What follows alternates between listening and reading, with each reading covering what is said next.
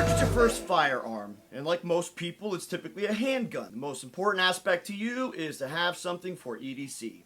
Everyday carry to protect yourself, your family, your friends, and anyone out there who's being threatened by the bad guys.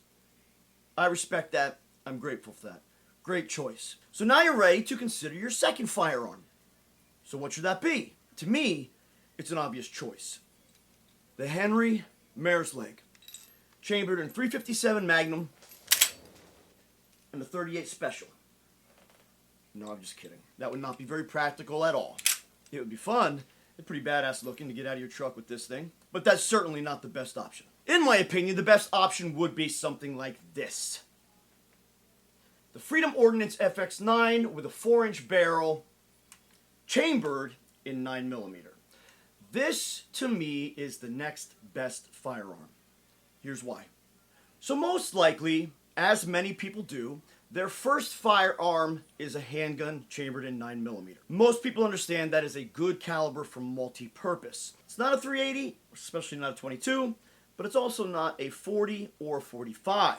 So 9mm is right there in between. It's going to be manageable, lower recoil, and if you've got a wife or kids, they can all shoot it as well. Smart idea. So now, hopefully, you're getting the picture of what's going on around you. And you are stockpiling on your ammo.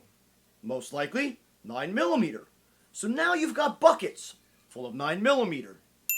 As you should. So now you're ready to consider a second firearm. So that when shit hits the fan, you and your wife or kids or partner or whatever can each have a firearm to protect yourselves, your family, and your belongings. So when considering that second firearm, since you already have a handgun chambered in 9mm, the following two situations would be the most important beyond that. Your home and your vehicle. So having a home defense firearm and having a truck gun or a car gun. So that no matter what, you are covering all of your bases when there could be a threat. And if you only have two firearms, your handgun and now the secondary firearm, having them both chambered in 9mm is perfect. So this way you're also more encouraged to go to the range, fire off a ton of rounds because it's not that expensive. You and whoever's with you can just dump out a bucket of 9 and just take handfuls and start loading them up. Okay? This is the perfect truck gun to have at your side. This is also the perfect home defense gun because you can maneuver around tight corners, tight spaces. You know the boundaries, you know the limits of your firearm, and you especially know the dimensions because they're so close to your body. If you figure your arm is the limitation of your dimensions, well then you also know the firearm that you are carrying is roughly around the same. This is a perfect addition to your home defense. Now on mine, I have mounted a Streamlight TLR4 laser and light combo. I also have a True Glow red and green dot combo. This is a perfect setup for anything that I would need. And frankly, I've put thousands of rounds through this thing and it's never failed me. It also feels so solid. Freedom Ordnance made a fantastic gun here. Again, the FX-9 comes in a different array of barrel sizes.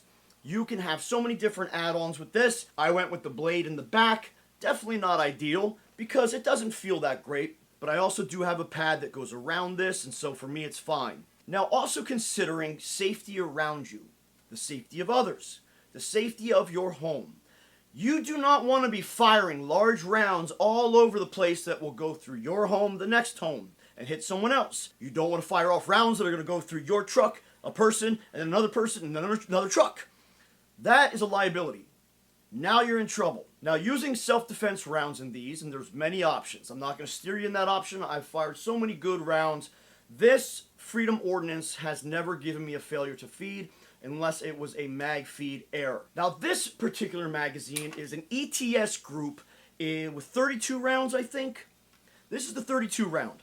Now, I don't use this magazine very often because at our range, if you get caught with this in your firearm, the ranger always comes over and just starts questioning you. So it's easier just not to bother. So we put many other mags through this firearm, and this one we pull out every once in a while. And I think the spring is just too new. It hasn't been used enough, it hasn't been lubed enough, and it hasn't been beaten up enough. And so this magazine has given me a few failures to feed through the mag, completely at the fault of the spring. So I do need to take better care of this magazine if I intend to use it for anything important. But the way that this gun is set up is perfect for home defense and your vehicle gun. It's so tiny, it's so tight, it's compact. You can even put it in a backpack or put it in a bag, take it with you, keep it discreet, okay? In my opinion, if I could only have 2 firearms, I would have my handgun for my EDC, and then I would have one of these. And it doesn't have to be a Freedom Ordnance. This was, I think, run of the mill. It was right around the middle. I believe I paid about $8.50 for this. And of course I added the Streamlight TLR4 and I added the True Glow. This Freedom Ordnance feels so solid in the hands. It manages your recoil very well. And I'd say it only takes a few rounds down range to really get comfortable with this firearm. So that would be my suggestion for your secondary firearm, especially if it's going to add into your truck, your home defense arsenal. Because then you're going to want your third one. Of course, we can talk about that. That might be one of my suggestions up there. But that's not this. That's that. Alright friends, thanks for watching. Stay tuned because I think the next video might be on this. The Henry Mare's Leg in .357 Magnum 38 Special. Let's